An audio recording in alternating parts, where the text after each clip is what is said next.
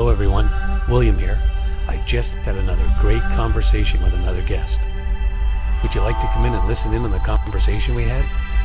By the way, feel free to share it with anyone you feel may find it of interest. Come on, let's go listen in now. Mark DiMillo, welcome to my studio. Thank you, Bill. Thanks for having me. Thanks for reaching out and making contact and responding to my invitation to be here. My pleasure. I truly appreciate having you in the studio. So you're running for Ward 3? Here we are. We're in the middle of the big campaign season. So yeah, running for City Council. And as you know, I ran in the last municipal election in 2010. And so we're back at it again. And it's going to be an exciting election. Of course, the dynamics have changed with the loss of our councillor, unfortunately. Sure. So we have to give respect there, but it would have been nice if he was still around. I always said to Bernie, years ago, I said, Bernie, I don't want you to retire. I want to beat you. Yeah. Well, I understand he was a great mentor in the city. He was, for sure. I mean, anybody that of course gives 22 years to the community, deserves the respect, and and really I can say part of that is from what I've seen of Bernie and my interactions with Bernie. A lot of that is some of the inspiration that I have today.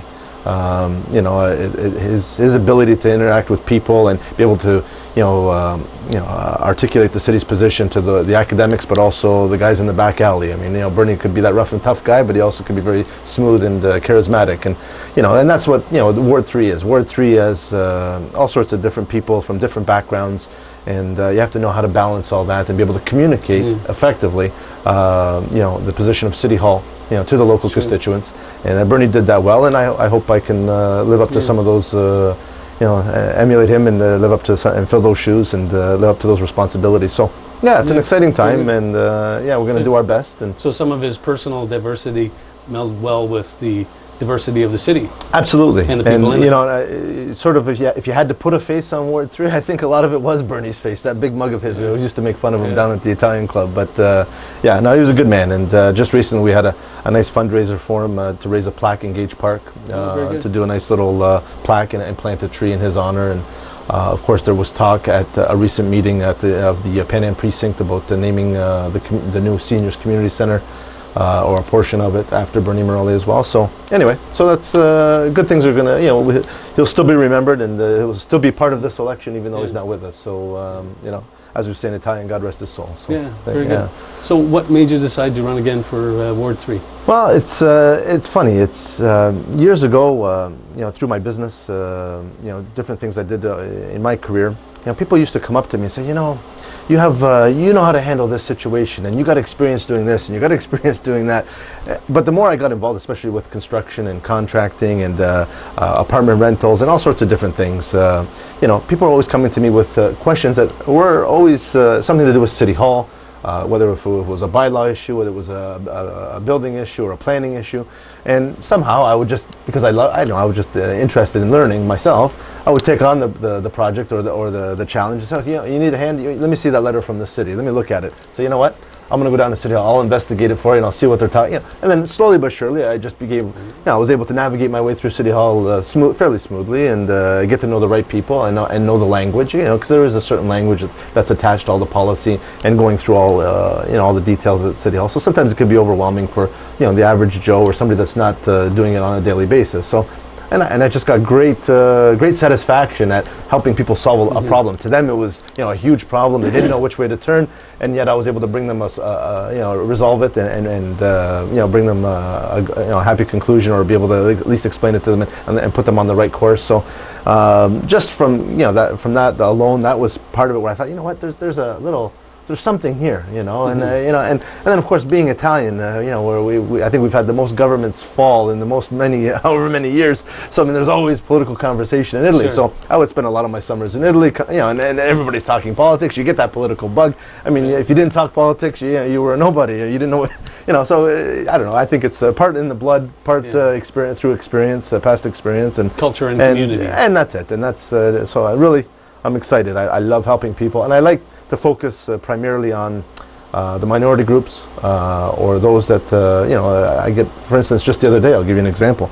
I had a call from a Portuguese man on West Avenue. He goes, I got this letter from the city. I don't know exactly what they want me to do. So because of the language barrier, because of course you see the big city logo, and they don't want any trouble. So of course I get the call. So rather than calling the counselor or calling, he calls me. I said, no problem. I said, let me look at it. It wasn't a big deal. I was able to solve that problem. Made a couple phone calls, resolved it, and he was so happy. And of course, let me give you something. The traditional, how the Europeans are. Let me give you a little. I said, no, I don't want nothing. No, you got to take something. I said, I don't want nothing. I'm happy to do it. Just your vote. Yeah, that's what I said. Well, then I said, now we're in election season. I said, so you know what? I said, talk to your friends. I said, anybody that can vote in Ward 3, then that's good enough for me. But he still insisted I take a little bottle with me, so I ended up with a little bottle of port. So it was good. But the satisfaction that comes from that, and that's and I hear that all the time. As I walk through the ward, I have I live down on Barton Street, down at Barton in between Sherman and Birch. Most of my business activities are in Ward 3. So I'm always interacting with people, and a lot of them really don't have the time to pay attention to what's happening at City Hall, and because of that, or because they're not engaged, because they're busy with their own personal lives, when they face a problem, or all of a sudden they want to do something, they always hear those horror stories. Oh my God, going down to City Hall and the red tape, and as soon as you walk in the door, they send you to 3 different departments, and they don't know which questions to ask, so they're not getting the answers they're looking for, and and then their head gets like this, and so it gets it's overwhelming sometimes. So it's nice to be able to say, you know what, let me handle it for you, and I think partly that's what a counselor does. So there's more than one fork in the road at City Hall. Oh, that's for sure. So if you can pre-navigate, you save a lot of time. Absolutely, for if you know how to absolutely. And sometimes not even just going to the right department, knowing the right person in that department also makes a big difference. So, so once you get to know the different people in the different departments, then you have, I can pick up the phone and say, so and so, can you help me out with this situation? I got somebody that my neighbor or someone that is looking for an answer on this, and who should I talk to? And usually within minutes, I'm pointed in the right direction, and we can get those people sorted out. So I just love it. I love people. I've been in the restaurant business. I've been, always interacting with people since I was 21 years old, self-employed, and so I just love it. I love being around people like you. I love being around people. I love talking to people. I love helping people, and what better way? But I like also doing it from the leadership position. So I mean, I feel that I have a good skill set that allows me or affords me the opportunity to be able to sort of pass it forward. So take all those, that skill set and all my past experiences and be able to pass it forward. And while some people will volunteer their time at a soup kitchen or at mission services at Thanksgiving, which is important work, but I'm the person that likes to, if you got a problem, let me navigate, let me create a solution, or let me create a plan, and let me help with those more difficult problems and volunteer my time in other ways that are just as equally important, but perhaps are not in the media or not in the spotlight, but are the foundation for other things moving forward. So as the former chair of the Barton Village BIA, there was a lot of, if it's led by the community, so you get a board that if nobody really knows anything to do with planning, then sometimes those next steps never really happen because you don't have anybody that knows how to take the lead or knows really what the next step should be. So sometimes time goes by, Mondays and Fridays pass, and yet everything seems stagnant, and then people start complaining and say, why is nothing happening? Well, it's not because they're not trying or they don't want to see something happening. It's just that they don't know. So sometimes it's good when you get in those type of roles to say, you know what, let the other board members take the lead in the public eye, but let me show you, through planning and creating a plan and a business plan and outlining what the next step should be, so that we can actually launch or move to improving, let's say, for instance, Barton Street in this instance. And a lot of the things that are happening now, I can say that we're in development stage and part and parcel of my time as the former chair of the BIA. So I'm happy to see things moving forward. I don't take credit for it. I don't even, it's not important to me. What's important to me is that we're making progress, especially on Barton Street, because everybody knows in Ward 3 that Barton Street needs some work, needs some improvement, needs some TLC. And purposely, that's why I've located, and I'm opening up a new business on Barton Street. I live on Barton Street, and I've been in the ward and resided in the ward now continuously for about 16 years. And I just feel that I understand the fabric of Ward 3. I want to put as the expression goes, put your money where your mouth is, or your mouth where your money is, or whatever that expression is. So I'm excited. I want to see good things happen. I want, and like we were talking before we went on air. There's the different tools out there now. With the social media and the platforms like this, and people that are engaged and talking and having these contagious conversations. It's there's sort of a movement I call now, which is great, not just through the social media platform, but also from the neighborhood groups. We never had that years ago. Even Bernie didn't even have that luxury. He had to go door to door and listen to the residents. But now, we have the hubs. We have Crown Point and South Sherman and Keith and Gibson Lansdale. And now you have neighbors reaching out and coming to the table together as a neighborhood. Then those neighborhoods are getting together as a group for the ward, and then the ward is taking it. All those groups are taking it to City Hall, Sure. and so this now is bringing the information to City Hall. And when information flows freely upward, then it's easier, obviously, for city officials to make policy, and they recognize this. That's why they've taken an interest in the neighborhood hubs. And likewise, I think if when information has to come from City Hall down and be filtered down, if it flows freely, then people will have the tools that they need to control their lives and better their lives and their living and their surroundings and their neighborhoods. And so I think part of the job as councillor is to make sure that free-flowing information is continuous and ongoing. And if it gets off the rails or there's a miscommunication, well, then it's the councillor's job to say, hang on, let me put it back on the rails, and let's make sure we keep that. So I can't sit here today and tell you, well, this is my plan for Ward 3, because it's not my plan. It can't be about me and what my vision is. It has to be now continuing that flow of information, getting together with all these hubs, and then really now letting the people come up with the plan. And we've seen that. We've seen that with the Yes We Can. Now we're going to have that beautiful bike lane. We got the bike share now that is complementing that. So people can hop on a bike here at Sherman Avenue and get down to the new GO station, Leona Station, right? So the complete streets plan. But a lot of these things are happening because of that neighborhood engagement. The community center that Bernie was advocating for in the stadium precinct. That's because seniors and a lot of people that are staying in their homes longer, and it's a fact that 92% of seniors now are staying over the age of 65 are staying in their homes. So now they were reaching out saying, we need more facilities and better programming for us in our local neighborhood. We don't want to have to drive all the way downtown. So that came about because of that, again, that neighborhood engagement. And there's these little pockets even within these neighborhood pockets. I'm involved with the Barton revitalization team, again going back to Barton Street, but there's other similar and like-minded people that have different little projects ongoing that, and I'd love to see just at around somebody's kitchen table, something like this, where it starts with 3-4 people, then it's 6 people, then it's 8 people, and then it's great though, but you see the excitement, and that's when I get excited, because I'm saying, wow, and I even joke around now a lot of times, because now I'm running the campaign. I says, you're making my job too easy if I'm lucky enough to get elected. I says, because the community is really banding together now and really taking the lead and saying they're taking ownership of the ward. So as opposed to me saying, well, you know what, I'm the councillor, this is what I think we should do. No, it's great now that I can say, hey, I'm the head of I'm representing this community, and this is what we think we should do. Right. And that's so much better, and it's so exciting, and it's so rewarding. So. I think we're just at the beginning now of great things to come, and it's an exciting time. I mean, anybody that actually cares about community and cares about seeing Hamilton become a progressive city, this is the time. We're just turning that corner now, and anybody that's involved, I think we all get those goosebumps and you feel that sense of excitement. So That's one thing I've noticed. I'm relatively new. I've been in Hamilton for 2 years now. Oh, and yes. I've noticed that the population here is really engaged, really well connected to one another, and real people. There are real people Absolutely. here. You've got these people who are blue-collar people, and they tend to be real people, and there's not a lot of pretense with the people that I meet in this city. That's right. I wanted to briefly touch on your business experience and what you do for business and whatnot, and how that's going to add value, because it always does. Anytime you're in business, it will always add value to a political campaign. Well, I started off years ago, I would say when I graduated high school, or shortly thereafter. I was about 21 years old, and it was 1991. I graduated in 88, so now you know how old I am.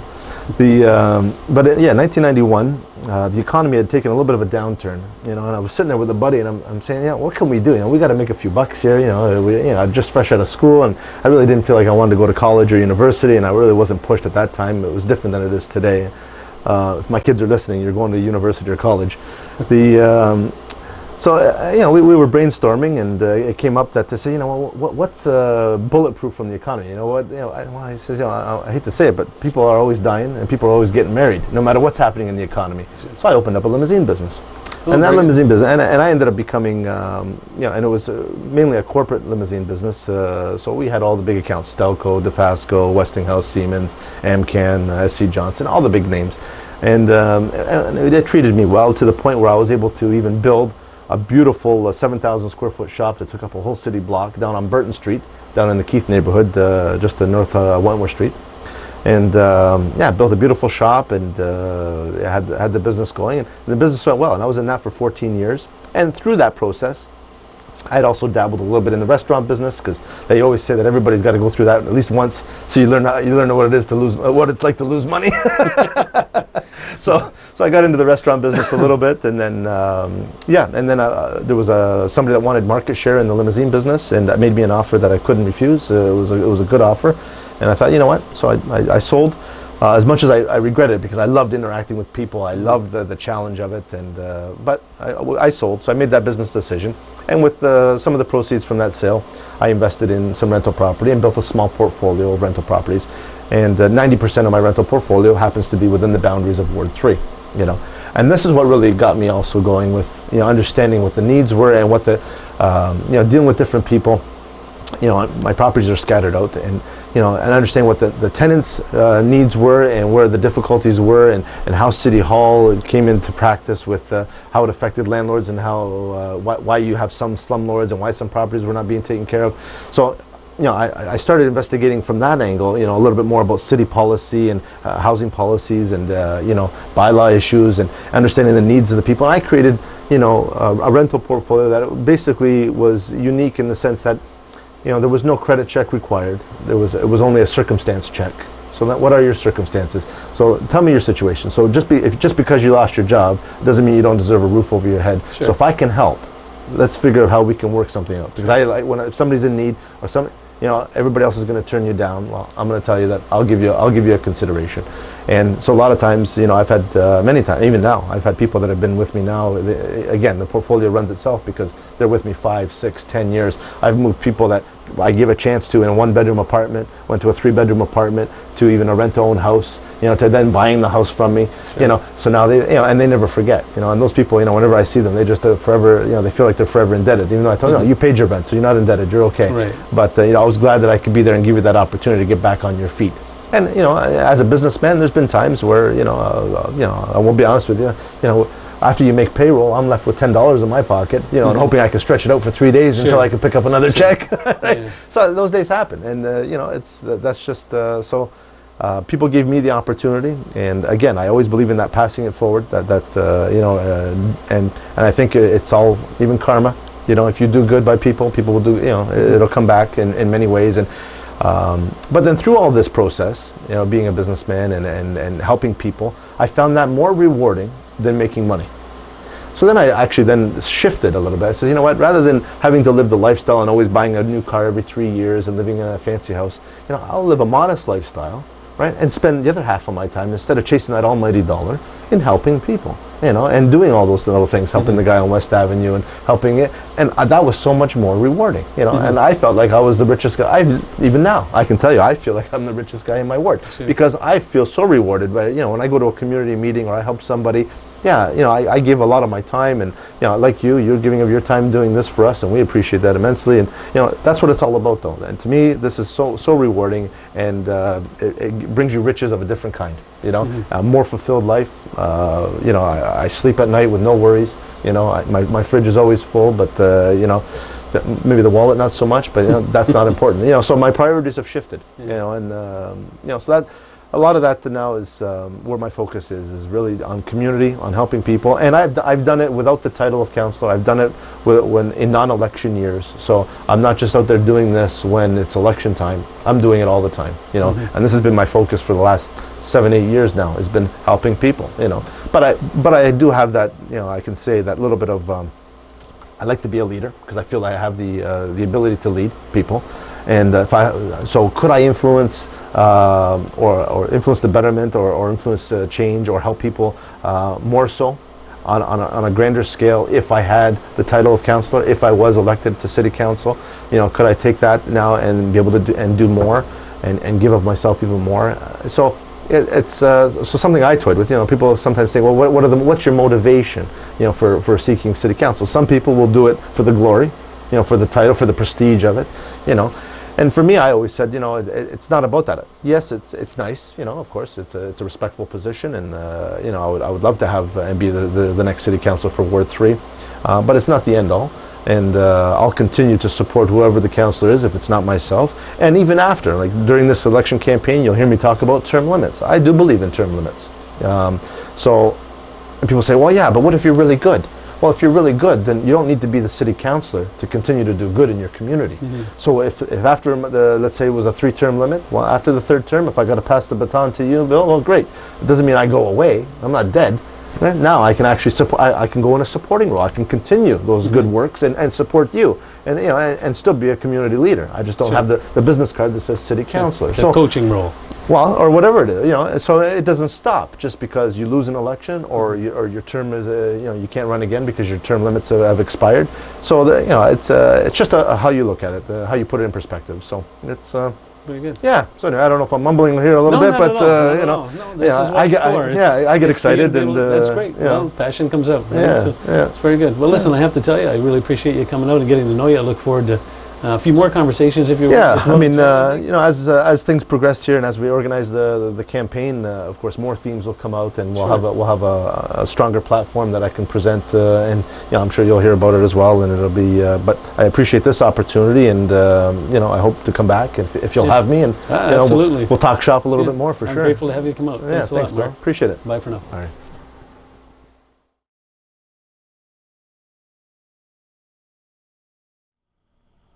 Join us. Catch the bug.